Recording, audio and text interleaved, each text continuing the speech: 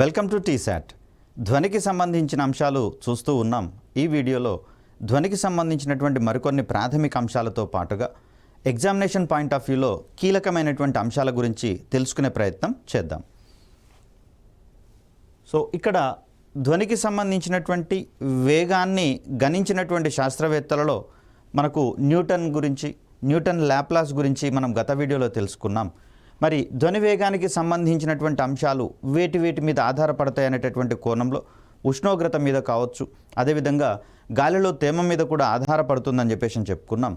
దానికి కొనసాగింపుగా మరికొన్ని అంశాలు కనుక మనం చూస్తే, ధ్వని వేగం అనేది ఒక పదార్థం యొక్క స్థితిస్థాపకతకు అనులోమానుపాతంలో ఉంటుందనేటటువంటి అంశాన్ని ఇక్కడ మనం గుర్తుంచుకోవాలి.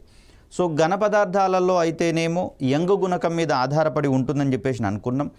అత్యధిక యంగు గుణకం అనేది మనకు వజ్రం కలిగి ఉంటుంది కాబట్టి దాంట్లో ధ్వనివేగం అధికంగా ఉంటుంది అనేటటువంటి అంశాన్ని గత వీడియోలో మనం చూసినాము. సో ఇక్కడ దీని తర్వాత ద్రవ పదార్థాల విషయానికి వచ్చేసరికల్లా ధ్వనివేగం అనేది వాటి యొక్క స్థితిస్థాపక సంబంధమైనటువంటి స్థూల గుణకము లేదా ఆయత గుణకంపై ఆధారపడి ఉంటుంది. వేటికైతే ఈ విలువ అధికంగా ఉంటుందో దాంట్లో ధ్వనివేగం అనేది అత్యధికంగా ఉంటున్నటువంటి అంశాన్ని ఇక్కడ మనం గుర్తుంచుకోవాలి. సో ధ్వనివేగం అనేది పదార్థాల యొక్క స్థూల ధర్మాల మీద కూడా ఆధారపడుతున్నటువంటి పరిస్థితులలో ఇది కూడా మనకు ఎగ్జామినేషన్ పాయింట్ ఆఫ్ వ్యూలో కొంచెం కీలకంగా మారేటటువంటి అంశంగా కనిపిస్తుంది. దీని తర్వాత చూస్తే మనకు మరొక ముఖ్యమైనటువంటి ఆస్పెక్ట్గా గాలిలో ధ్వనివేగంతో వస్తువుల యొక్క వేగాన్ని పోల్చి వాటిని వివరించేటటువంటి క్రమాన్ని కూడా మనం ఇక్కడ చూస్తాం. సో ఆ క్రమంలో గాలిలో ధ్వనివేగాన్ని వస్తువుల యొక్క వేగాలను పోల్చి మ్యాక్ నెంబర్గా మనం వివరించే ప్రయత్నం చేస్తాం. సో ఆ సందర్భంలో Mach number is equal to ఒక వస్తువు యొక్క వేగము బై గాలిలో ధ్వనివేగం అనేటటువంటి ఒక నిష్పత్తి. దీనికి సంబంధించి నిష్పత్తి అనేది మనకు ఒక నెంబర్ ఇస్తుంది కాబట్టి, ప్యూర్ నెంబర్ని ఇస్తుంది కాబట్టి ఆ రకంగా మనము మ్యాక్ నెంబర్ అనేటటువంటి దాన్ని చూస్తూ ఉన్నాం. ఈ మ్యాక్ నెంబర్ అనేటటువంటి పదము ఎర్నెస్ట్ మ్యాక్ అనేటటువంటి శాస్త్రవేత్త పేరు మీదుగా ఈ నిష్పత్తికి మ్యాక్ నెంబర్ అనేటటువంటి పేరును తీసుకోవడం జరిగింది. మరి తను చేసిన పని ఏంటి అంటే షాక్ వేవ్స్ అనేటటువంటి పదం. సో ఇక్కడ సూపర్సోనిక్ వేగాలతో వస్తువులు ప్రయాణించేటటువంటి సందర్భంలో వెలువడేటటువంటి తరంగాలను మనము షాక్ వేవ్స్ అని, సోనిక్ బూమ్స్ అనేటటువంటి పేర్లతోటి మనం చెప్తూ ఉంటాం.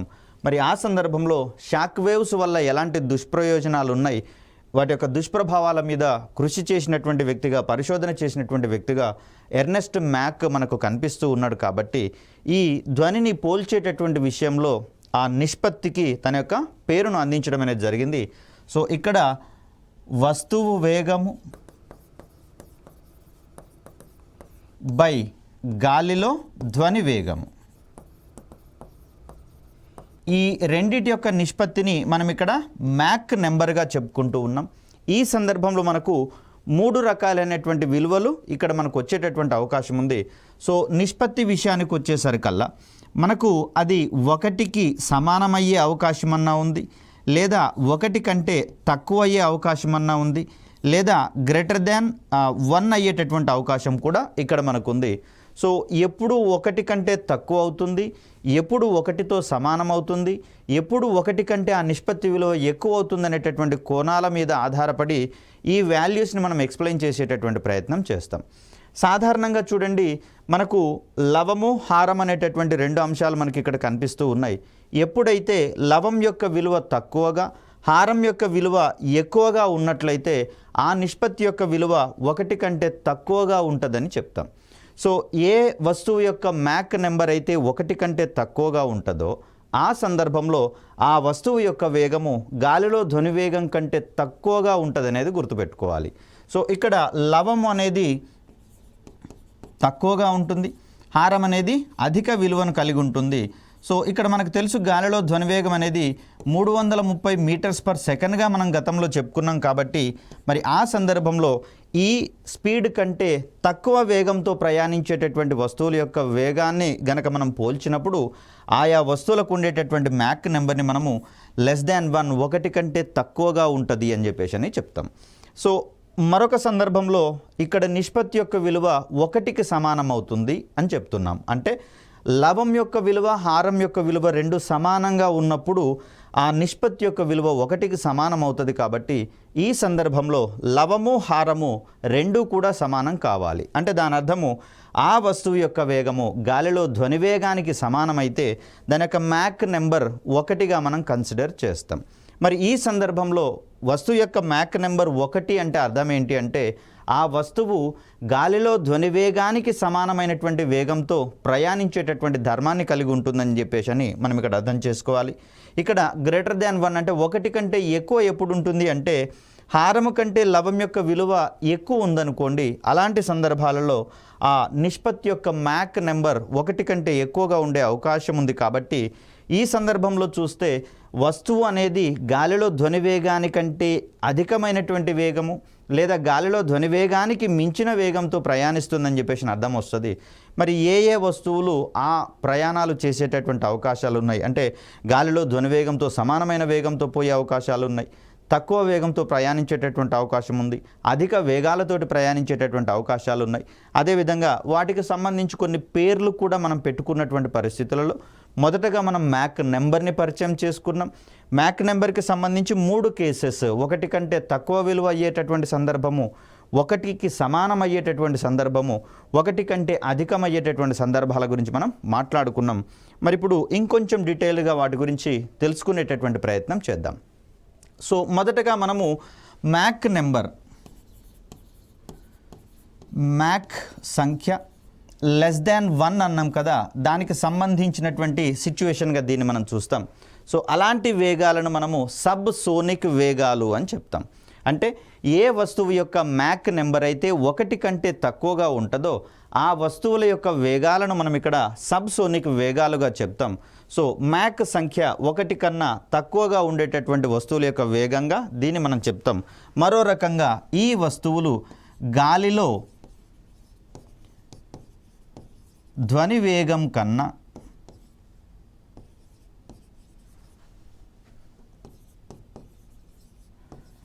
తక్కువ వేగంతో ప్రయాణిస్తాయి అని చెప్తాం.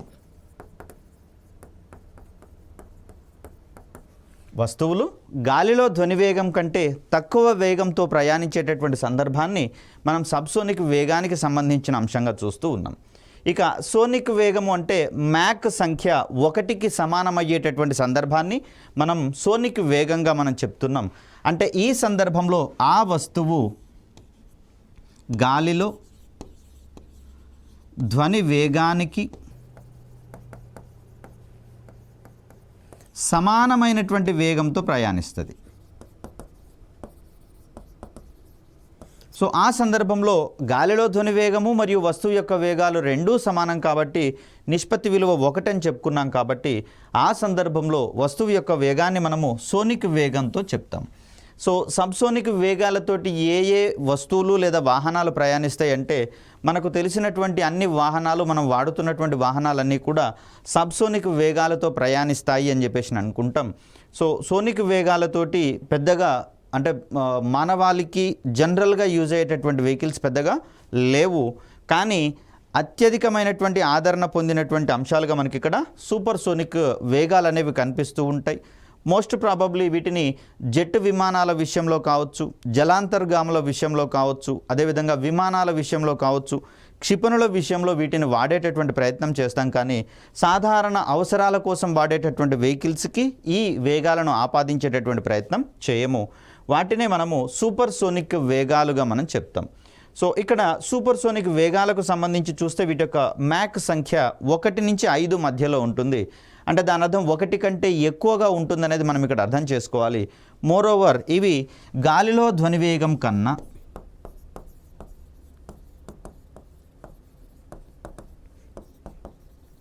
1 నుంచి 5 రెట్ల వేగంతో ప్రయాణిస్తాయి అని చెప్పేసి అంటాం.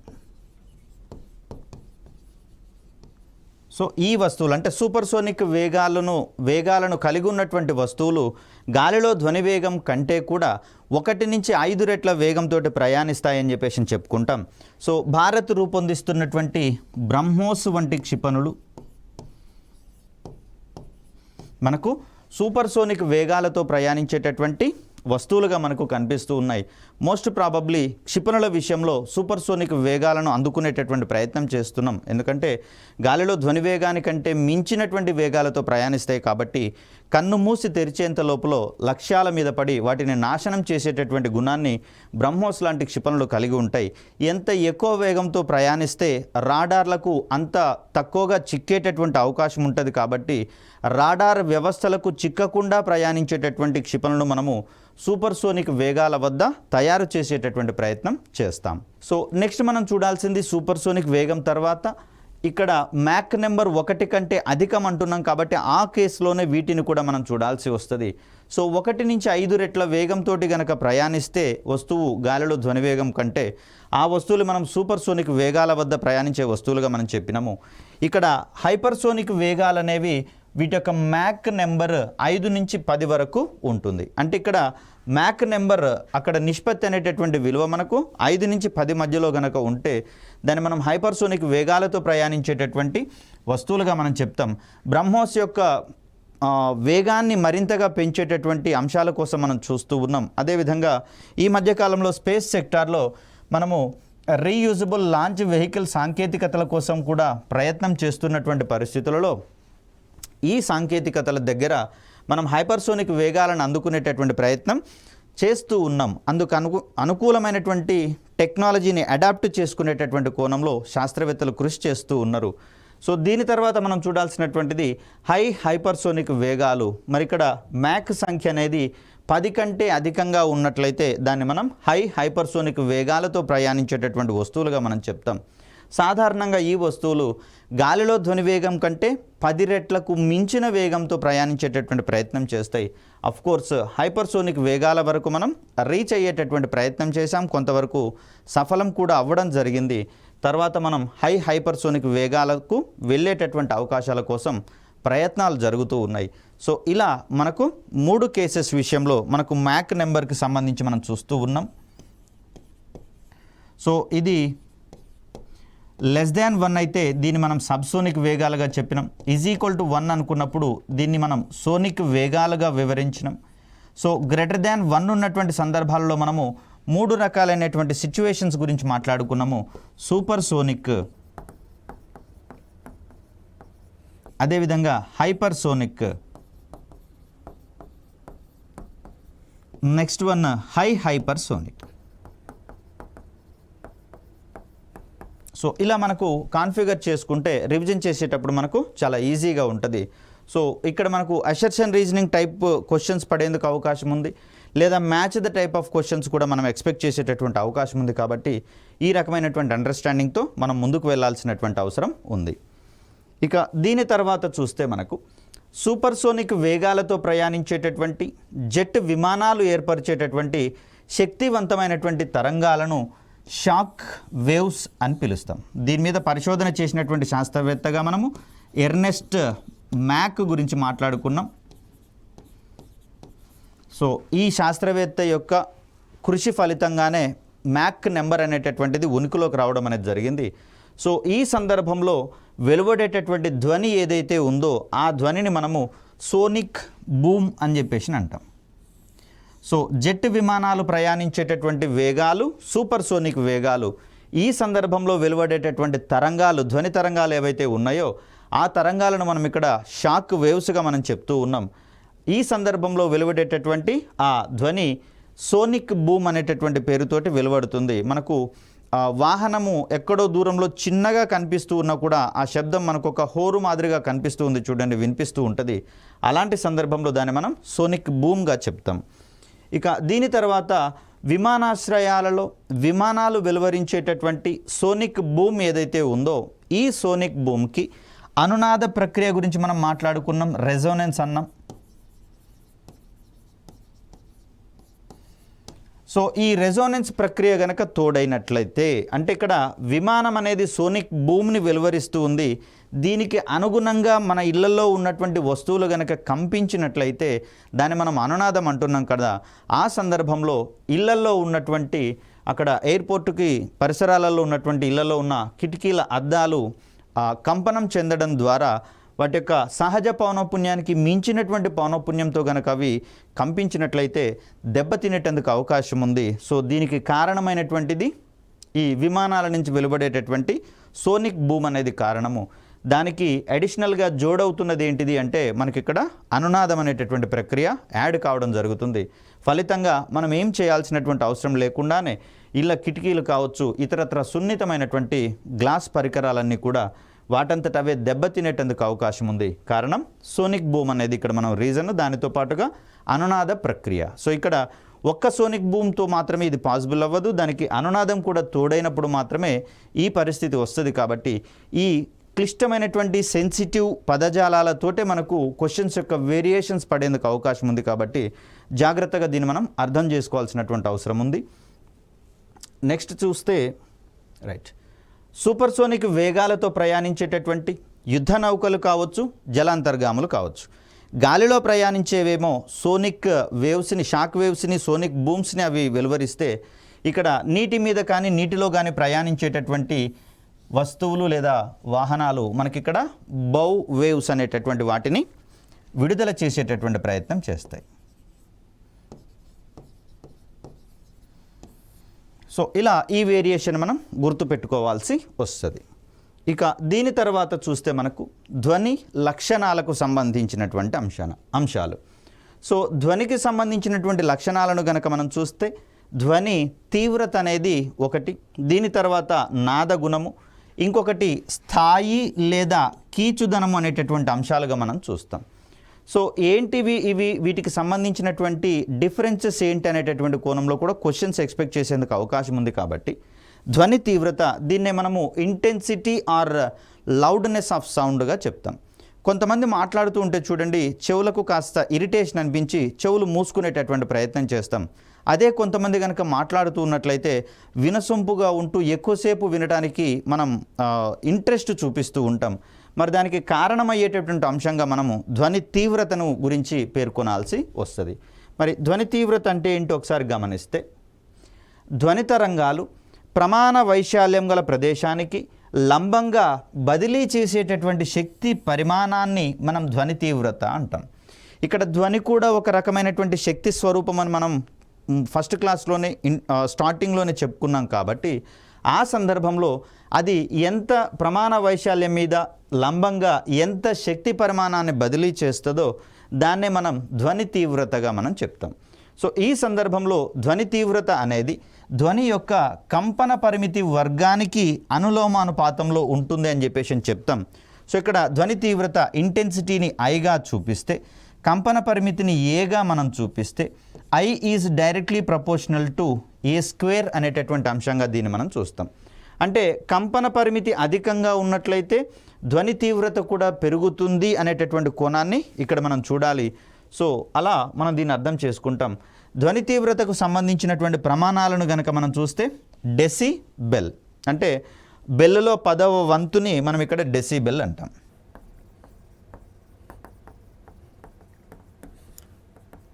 సో ఇలా మనకు ధ్వని తీవ్రతకు సంబంధించినటువంటి అంశాలుగా చూస్తాం. రైట్, ఇక్కడ ధ్వని తీవ్రతకు సంబంధించి కొన్ని అంశాలను కనుక మనం చూస్తే, చల్లగాలికి బయట గాలి ఊగుతున్నటువంటి సందర్భాలలో ఆ గాలి వల్ల కదిలేటటువంటి గడ్డి పరకలు చేసేటటువంటి ఆ ధ్వని తీవ్రతని మనము 0 డెసిబెల్గా చెప్తాం. 0 డెసిబెల్గా చెప్తాం. ఇక్కడ 30 నుంచి 40 డెసిబెల్ వరకు మన చెవి తట్టుకునేటటువంటి ప్రయత్నం చేస్తుంది. 40 డెసిబెల్స్ కంటే తీవ్రత గనక పెరుగుతూ ఉన్నటువంటి సందర్భాలలో చెవి మీద కాస్త బ్యాడ్ ఎఫెక్ట్ అనేది పడడం జరుగుతుంది. 60 నుంచి 70 గనక దాటినట్లయితే ఇక చెవులకు ఎంత మాత్రం ఇది ఓర్చుకునేటటువంటి స్వభావాన్ని కలిగి ఉండవు. కాబట్టి చూడండి, ఇటీవల కాలంలో పట్టణాలలో మ్యారేజెస్ సందర్భాలలో అక్కడ డీజే వంటి వాటిని నిషేధిస్తూ వెళ్తూ ఉన్నారు. ఎందుకంటే చాలామంది హార్ట్ అటాక్ వల్ల చనిపోయేటటువంటి అవకాశాలు ఉన్నాయి. మరి దీంట్లో రెజోనెన్స్ అనేటటువంటి ప్రక్రియ కూడా తోడ్పడుతూ ఉంది. ఎలా అయినా సరే ధ్వని తీవ్రత కావచ్చు, రెజోనెన్స్ కావచ్చు, డీజేల వల్ల ఆనందం కంటే విషాదకరమైనటువంటి సంఘటనలు ఎక్కువగా జరుగుతున్నటువంటి పరిస్థితులలో దాన్ని నిషేధించేటటువంటి ప్రయత్నం చేస్తూ ఉన్నాం. దీనికి ప్రధానమైనటువంటి కారణంగా దానికి అధిక ధ్వని తీవ్రత అనేది ఉంటుంది. కాబట్టి మరి దానివల్ల కలిగేటటువంటి దుష్ప్రభావాలుగా వీటిని మనం చూస్తాం.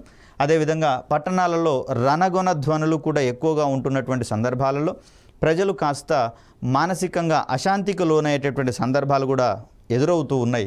దీనికి ప్రధాన కారణంగా వాటి యొక్క తీవ్రత ఎక్కువగా ఉండడం అనేటటువంటి అంశాన్ని ఇక్కడ మనం చూస్తాం. సో ఈ ఎక్స్ప్లెనేటరీ పాయింట్స్ అన్నీ కూడా మనకు అసర్షన్ రీజనింగ్ టైప్ ఆఫ్ క్వశ్చన్స్లో మనకు పడేటందుకు అవకాశం ఉంది కాబట్టి ఆ కోణంలో వీటిని అర్థం చేసుకోవాల్సి ఉంటుంది. దీని తర్వాత చూస్తే మనకు నాద గుణము, దీన్ని మనము క్వాలిటీ లేదా టింబర్ అనేటటువంటి పదంగా మనం చూస్తాం. ఏంటంటే ఒకేసారి వేర్వేరు పరికరాల నుండి శబ్దాలు గనక వెలువడినట్లయితే ఆ శబ్దాలను చెవి గనక గుర్తించగలిగేటటువంటి సామర్థ్యాన్ని మనం నాదగుణము అని చెప్పేసి అంటాం.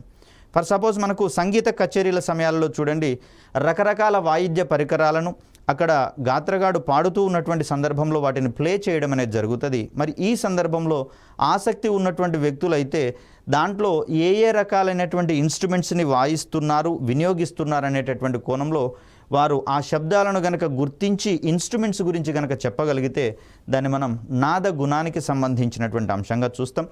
భారతీయ సంగీతానికి నాదగుణం అత్యధికంగా ఉంటుందని చెప్పేసి అంటాం. పాశ్చాత్య సంగీతం అనేది ఒక హోరు మాదిరిగా కనిపిస్తూ ఉంటుంది. అఫ్కోర్స్ దాన్నేం చిన్నదిగా చేయట్లేం మనం, కానీ ఆ సందర్భంలో దానికి నాదగుణం తక్కువగా ఉంటుంది కాబట్టి ఆ హోరులో ఎన్ని ఇన్స్ట్రుమెంట్స్ వాడారో కనుక్కోవడము కేవలం శబ్దాన్ని ఉపయోగించి మనకు కొంచెం కష్టమయ్యేటటువంటి అంశంగా చెప్తాం. ఇది భారతీయ సంగీతానికి ఉన్నటువంటి ఒక ప్రత్యేకతగా మనం చెప్పుకోవచ్చు. సో నెక్స్ట్ చూస్తే మనకి ఇక్కడ స్థాయిత్వము లేదా కీచుదనం అనేటటువంటి కోణాలు మనకు కనిపిస్తూ ఉన్నాయి. సో ఇక్కడే మనకు ఇంత క్రితం చెప్పుకున్నాం, కొంతమంది మాట్లాడుతూ ఉంటే ఇంపుగా వినాలనిపిస్తూ ఉంటుంది, కొంతమంది మాట్లాడుతుంటే కాస్త కొట్టాలనిపిస్తుంటుంది. మరి దానికి కారణమయ్యేటటువంటి మరొక ప్రక్రియగా స్థాయి లేదా కీచుదనం అనేది మనకు కనిపిస్తూ ఉంటుంది. సో ఇక్కడ ఒక శబ్దం కలిగించేటటువంటి అనుభూతిని ఆ శబ్దం యొక్క స్థాయి లేదా కీచుదనం అనేటటువంటి పదంగా మనం చెప్తాం. ఒక ధ్వని తరంగం యొక్క పౌనఃపున్యంపై ఈ కీచుదనం అనేది అధికంగా ఆధారపడి ఉంటుంది. ఒక శబ్దానికి పౌనఃపున్యం గరిష్టంగా ఉందనుకోండి, కీచుదనం ఎక్కువ అవుతుంది అని చెప్పేసి చెప్తాం. అంటే దాని యొక్క పిచ్ ఎక్కువ అవుతుంది అని చెప్పేసి చెప్తాం.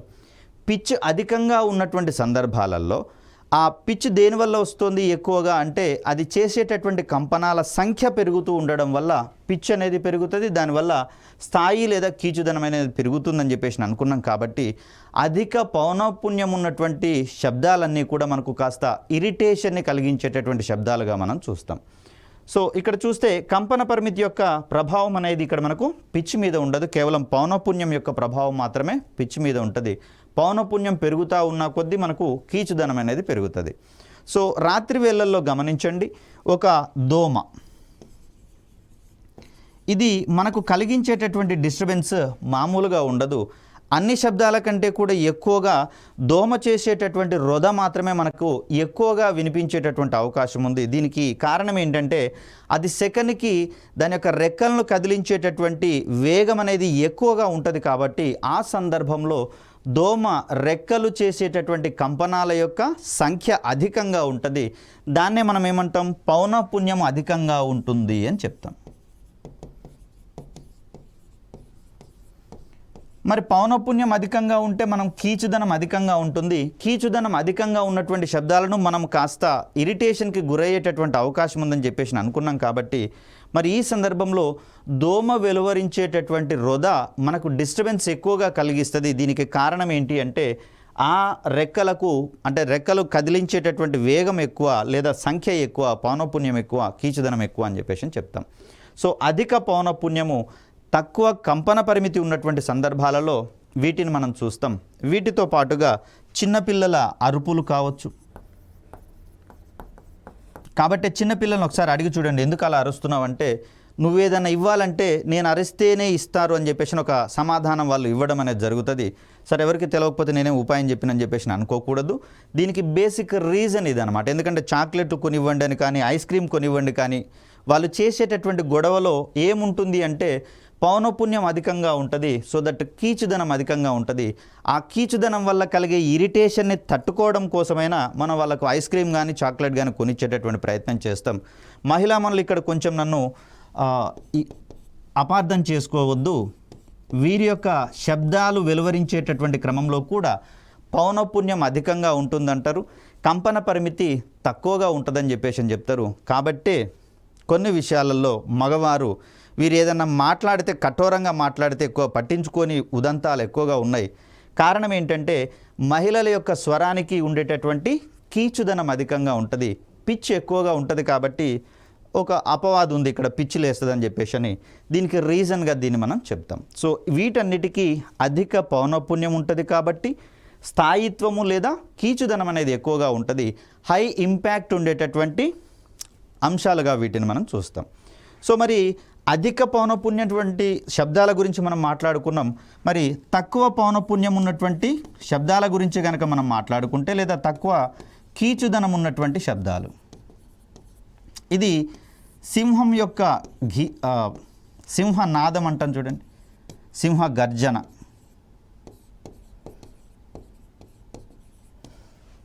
సో ఇక్కడ సింహం యొక్క గర్జనకు పౌనఃపున్యం తక్కువగా ఉంటుంది, కంపన పరిమితి అధికంగా ఉన్నటువంటి సందర్భాలలో మరి సింహాన్ని రారాజుగా మనం చెప్తాము. ఇది కాస్త గంభీరత్వాన్ని కలిగి ఉంటుందని చెప్పేసి అని చెప్తారు.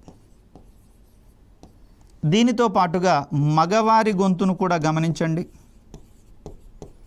కాస్త గంభీరంగా ఉండేటటువంటి అంశంగా దీన్ని మనం చూస్తాం. ఎందుకంటే ఇక్కడే కాస్త ఆధిపత్యం మగవారిది కనిపిస్తుంది, మిగతా విషయాలలో సరే మహిళలది ఉంటుందా జెంట్స్ది ఉంటుందా పక్కకు పెడితే వీరి స్వరాలకు ఉండేటటువంటి కీచుదనం తక్కువ అని చెప్పేసి అంటారు. ఎందుకంటే అక్కడ మగవారి గొంతులో స్వరపేటికలు ఉంటాయి కదండి, ఇవి చేసేటటువంటి కంపనాల సంఖ్య తక్కువగా ఉంటుంది, కంపన పరిమితి అధికంగా ఉంటున్నటువంటి పరిస్థితులలో మరి మగవారి గొంతుకు గనక గమనిస్తే స్థాయిత్వము లేదా కీచుదనం అనేది తక్కువగా ఉంటుంది. కాబట్టి ఒకంత గంభీరమైనటువంటి స్వరాలను వెలువరించేటటువంటి పరిస్థితులలో మగవారి గొంతు అనేది కనిపిస్తూ ఉంటుంది. కాబట్టి సో ఇక్కడ మనకు ఈ అప్లికేషన్ ఓరియంటేషన్లో మనకు assertion reasoning type of questions కూడా పడేటందుకు అవకాశం ఉంది, లేదా స్టేట్మెంట్ రిలేటెడ్ క్వశ్చన్స్ కూడా మనకి ఇక్కడ ఎక్స్పెక్ట్ చేసేటందుకు అవకాశం ఉంది. కాబట్టి ఈ చిన్న కీ డిఫరెన్సెస్ ఆధారంగానే మనకు అక్కడ క్వశ్చన్స్ ఫ్రేమింగ్ అనేది జరుగుతుంది. సో అలా మనకు ధ్వనిలో ఇది కూడా ఒక ఇంపార్టెంట్ ఆస్పెక్ట్గా మనకు కనిపిస్తూ ఉంది. ఇక మరికొన్ని అంశాలను కనుక మనం చూస్తే ధ్వని తీవ్రత అనేది శబ్ద జనకానికి మరియు పరిశీలకునికి మధ్యన ఉన్నటువంటి దూరం యొక్క వర్గానికి విలోమానుపాతంలో ఉంటుందని చెప్పేసి అంటున్నారు. అంటే ఇక్కడ ఒక శబ్ద జనకం ఉంది అని చెప్పేసి అనుకుందాం. ఒక పరిశీలకుడు ఇక్కడ వింటూ ఉన్నటువంటి పరిస్థితులలో వీరిద్దరి మధ్య ఉన్నటువంటి దూరము పెరుగుతూ ఉంటే ధ్వని తీవ్రత తగ్గుతూ ఉంటుంది. అంటే దూరాన్ని మనం 6 అనుకున్నప్పుడు 6 విలువ పెరుగుతూ ఉన్నప్పుడు ఐ విలువ అనేది తగ్గుతూ పోతూ ఉంటుంది. ఒకవేళ 6 విలువ తగ్గుతూ ఉంటే అంటే దట్ మీన్స్ ఆ వ్యక్తి శబ్దజనకానికి దగ్గరగా వస్తున్నట్లయితే ధ్వని తీవ్రత యొక్క పరిమాణము పెరిగేటటువంటి అవకాశం ఉంది. పౌనఃపున్యంలో మార్పు ఉండడం లేదు, కానీ తీవ్రతలో మార్పు అనేది అక్కడ ఏర్పడుతుంది. మరి ఈ అంశాన్ని ఆధారంగా చేసుకొని ఒక ప్రముఖమైనటువంటి ఎఫెక్ట్ గురించి మనం మాట్లాడుకోవాల్సి వస్తుంది. దీన్నే మనం డాప్లర్ ఎఫెక్ట్గా చెప్తాం. సో డాప్లర్ ఫలితం అంటే ఏంటి? ఇక్కడ శబ్దజనకము మరియు పరిశీలకునికి మధ్య, శబ్దజనకము మరియు పరిశీలకునికి మధ్య సాపేక్ష చలనం ఉంటున్నప్పుడు, అంటే వారి యొక్క స్థానాలు మారుతూ ఉన్నటువంటి సందర్భంలో మాత్రమే డాప్లర్ ఎఫెక్ట్ పనిచేస్తుంది. అలా కాకుండా శబ్దజనకం చుట్టూ ఒక నిర్దేశితమైనటువంటి దూరంలో తిరుగుతూ ఉన్నప్పుడు లేదా పరిభ్రమిస్తున్నటువంటి వస్తువుల సందర్భాలలో మనకు డాప్లర్ ఎఫెక్ట్ అనేది కనిపించదనేది గుర్తుపెట్టుకోవాలి. సో ఇలా శబ్దజనకము మరియు పరిశీలకునికి మధ్య సాపేక్ష చలనం ఉన్నటువంటి సందర్భాలలో పరిశీలకుడు వినేటటువంటి ధ్వని పౌనఃపున్యంలో మార్పు ఏర్పడుతున్నట్లుగా భావించబడడాన్ని మనం ఇక్కడ డాప్లర్ ప్రభావము అంటాం. సో ఇక్కడ ఈ పౌనఃపున్యంలో మార్పు వచ్చినట్లుగా కనిపించడం వల్ల మనకు ధ్వని తీవ్రత మారుతున్నట్లుగా మనకు కనిపిస్తూ ఉంటుంది. కొన్ని శబ్దాలను చూడండి, దూరం నుంచి విన్నప్పుడు పర్వాలేదు అనిపిస్తుంది, కానీ అదే శబ్దాలను చాలా దగ్గరగా వింటున్నటువంటి సందర్భాలలో చెవులు మూసుకోవాలనిపించేటటువంటి అంశాన్ని మనం చూస్తాం. మరి దూరంగా ఉన్నప్పుడు ఆ శబ్దం యొక్క పౌనఃపున్యంలో ఏమైనా మార్పు ఉందా అంటే అక్కడ మార్పు అనేది శబ్దం యొక్క పౌనఃపున్యంలో కాదు, దూరం పెరగడం వల్ల ధ్వని తీవ్రతలో మార్పు వస్తుందని చెప్పేసి అనుకున్నాం, తగ్గుతుంది అనుకున్నాం కదా. ఈ సందర్భాన్ని మనం ఇక్కడ అన్వయించుకోవాల్సి వస్తుంది. సో దీనికి సంబంధించి కొన్ని అంశాలు చూసే ప్రయత్నం చేద్దాం. ధ్వని తీవ్రత అనేది శబ్ద జనకానికి మరియు పరిశీలకునికి మధ్యనున్న దూరం యొక్క వర్గానికి విలోమానుపాతంలో ఉంటుందని చెప్పేసి మాట్లాడుకున్నాం. సో ఇలాంటి సందర్భంలో మనకు డాప్లర్ ఫలితాన్ని అన్వయించుకునేటటువంటి ప్రయత్నం చేస్తాం. మరి దాన్ని ఏ ఏ సందర్భాలలో వాడే ప్రయత్నం చేస్తాం అనేది కూడా మనకు చాలా కీలకమైనటువంటి అంశం. స్పీడ్ గన్స్ పనిచేయడంలో హైవేల మీద కావచ్చు, వాహనాలు మితిమీరిన వేగంతో, అంటే అక్కడ మెన్షన్ చేసిన వేగానికంటే మించినటువంటి వేగంతో గనక ప్రయాణిస్తూ ఉంటే ఆ వాహనాల యొక్క వేగాన్ని కనుక్కునేటటువంటి సందర్భంలో అక్యురేట్గా మెజర్ చేయడానికి స్పీడ్ గన్ ఉపయోగపడుతుంది. దీని తర్వాత తుఫానుల రాకను పరిగణించేటటువంటి క్రమంలో, తుఫానుల యొక్క గాలుల వేగాన్ని కొలిచేటటువంటి క్రమంలో మనకు ఉపయోగపడేటటువంటి సాంకేతికత కూడా డాప్లర్ ఫలితమే. దీని ఆధారంగా డాప్లర్ సైక్లోన్ డిటెక్టింగ్ రాడార్స్ అనేవి పనిచేస్తూ ఉంటాయి. అదేవిధంగా గ్రహాల యొక్క పరిభ్రమణ వేగాలను గమనించడంలో కూడా మనకు ఇదే రకమైనటువంటి డాప్లర్ ఎఫెక్ట్ అనేది మనకు కనిపిస్తూ ఉంటుంది. సో ఇక్కడ డాప్లర్ ఎఫెక్ట్ పనిచేయనటువంటి సందర్భాల గురించి కూడా కొన్ని సందర్భాలలో అడుగుతున్నటువంటి పరిస్థితులు.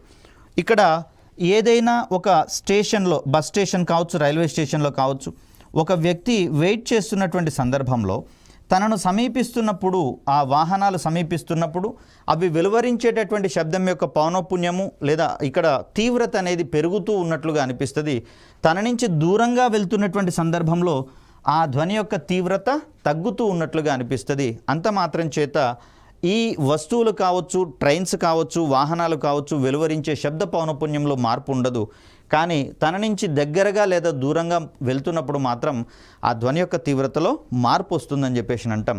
ఒకవేళ ఈ పరిశీలకుడు ఈ వాహనంలోనే గనక ఉన్నట్లయితే అప్పుడు డాప్లర్ ఫలితం అనేది కనిపించదు. సో కదిలే వాహనంలో ఉన్నటువంటి ప్రయాణికునికి ఎలాంటి డాప్లర్ ఫలితం యొక్క ప్రభావం ఉండదు. కానీ వాహనం యొక్క వెలుపల వెయిట్ చేస్తున్నటువంటి వ్యక్తికి మాత్రం ఈ డాప్లర్ ఎఫెక్ట్ అనేది కనిపిస్తూ ఉంటుంది.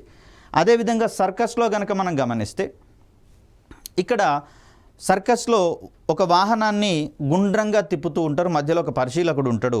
ఈ సందర్భంలో కూడా తన మీద ఎలాంటి డాప్లర్ ఫలితం అనేది కనిపించదు అనేటటువంటి కోణాన్ని ఇక్కడ మనం గుర్తుంచుకోవాలి. సో ఇక్కడ ధ్వనులకు సంబంధించినటువంటి రకాల మీద కూడా మనకు క్వశ్చన్స్ పడేందుకు అవకాశం ఉంది.